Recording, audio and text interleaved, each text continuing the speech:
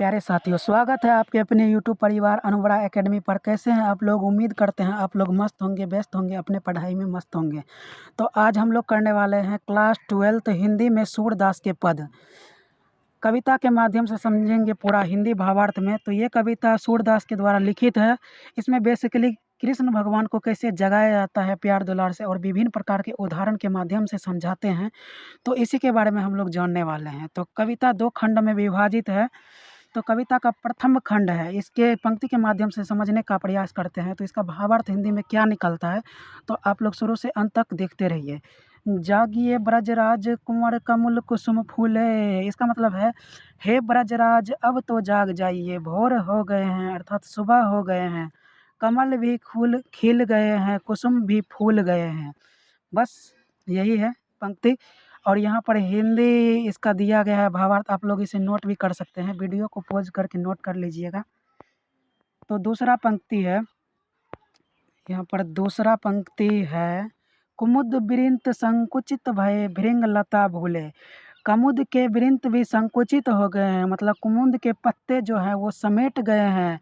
भृंग लता भौरे भी फूल में अंदर हो चुके हैं। बस यही है। यहाँ पर आप लोग पढ़ सकते हैं। यहाँ पर है, कुमुद के फूलों ने अपनी पंखुड़ियों को संकुचित मतलब समेट कर लिया है, भौरे लताएं में छिप गए हैं।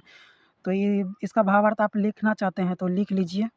और फिर अगला पंक्ति है, तमचुर खगरोर सुना हो बोलत बनराई, मतलब है पक्षी जो है, पक्षी कीट जो है वन में बोल रहे हैं, मतलब उनका आवाज़ सुनाई दे रहा है, वो कोलाहल कर रहे हैं, अब तो जाग जाइए ब्रजराज। तो फिर अगला पंक्ति है, रामवती गौ खड़कानी में बछड़ा हितधारी।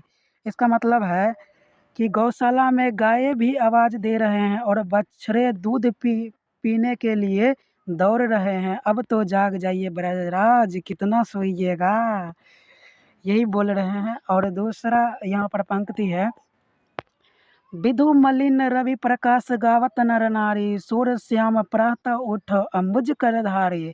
इसका मतलब है चंद्रमा के प्रकाश भी मलिन हो चुके हैं, मतलब प्रकाश उनका गायब हो चुके हैं। और रवि का मतलब होता है सूर्य, सूर्य का प्रकाश भी चारों दिशाओं में फैल गए हैं। और सुबह सुबह जो है सूरदास के साथ नर नारी भी गीत गा रहे हैं। यहाँ पर कविता का हिंदी भावार्थ दिया गया है। आप लोग इसे नोट करना चाहते हैं नोट कर लीजिए। तो यहाँ पर कविता का पहला खंड जो है समाप्त होता है और दूसरा खंड चालू होता है। और यहाँ पर पहला पंक्ति है, जेवत श्याम नंद की कन्या। यहाँ पर कन्या का मतलब ये कन्या नहीं कि जो आप लोग समझते हैं, कन्या का मतलब होता है गोद। श्याम जो है मतलब कृष्ण भगवान जो है नंद बाबा के गोद में बैठे हुए हैं। और है दूसरा, यहाँ पर भी भावार्थ लिखा गया है, आप लोग इसे नोट कर सकते हैं। यहाँ दूसरा पंक्ति चालू होता है, कछहु खात कछहु धरनी गिरावत छवि निरखत नंद रनिया।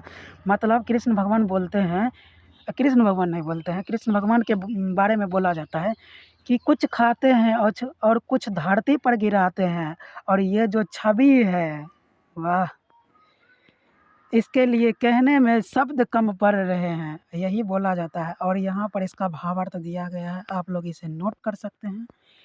और यहाँ पर जो है अगला पंक्ति कहते हैं, बड़ी बड़ा बेसन बहुभातनी व्यंजन विविध अंगनिया। मतलब बड़ी से बना बेसन से बड़ा बनी है और भात भी है और विभिन्न प्रकार के व्यंजन है जो कि आंगन में रखे गए हैं। यहाँ पर हिंदी व्याख्या दिया गया है, आप लोग इसे नोट कर सकते हैं। तो फिर अगला पंक्ति है, डारत खात लेत अपने कर रुचि मानत दधी दुनिया। मतलब है कि अपने मन से खाते हैं, अपने से लेते हैं, अपनी रुचि के मन से खाते हैं। और इसका फेवरेट भोजन है दधी दुनिया। तो यहाँ पर भी भावार्थ दिया गया है, आप लोग इसे नोट कर सकते हैं। फिर दूसरा पंक्ति है, मिश्री दधी माखन मिश्रित करी मुख नावत धनिया। मतलब ये जो है मिश्री माखन को मिला करके और मुख में खाते हैं। और ये छवि को कहने में जो है फिर भी यहाँ शब्द कम पड़ रहे हैं। यहाँ पर भी दिया गया है, इसका हिंदी व्याख्या आप लोग पढ़ सकते हैं। तो इस कवि के माध्यम से कहते हैं कि बालक श्री कृष्ण अपने हाथ से मिश्री मिला, मुहा धनी माखन को अपने मुख में डालते हैं, उनकी छवि तो धन्य है। यहाँ पर अगला पंक्ति शुरू होता है, आपुन खात नंद मुख नावत, सो छवि कहत ना बनिया।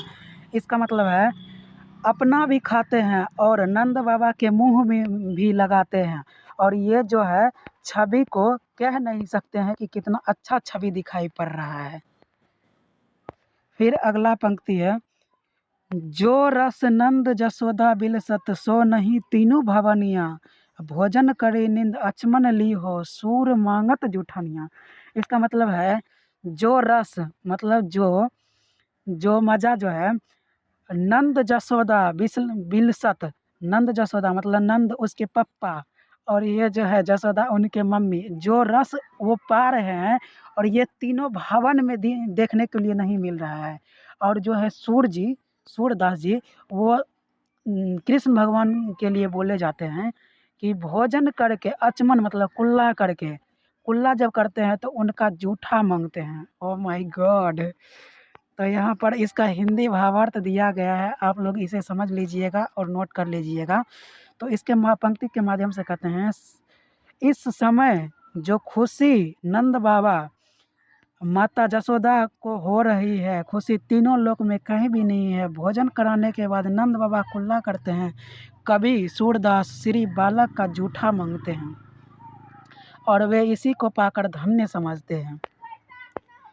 तो यहाँ पर सारांश दिया गया है, आप लोग इसे नोट करना चाहते हैं तो नोट कर लीजिए वीडियो को पॉज करके। बस यही कविता है, यहीं से हमारा कविता समाप्त होता है, तो आप लोग इसे अच्छे से कर लीजिए। आगे और भी वीडियो देखने के लिए चैनल को सब्सक्राइब करिए। धन्यवाद।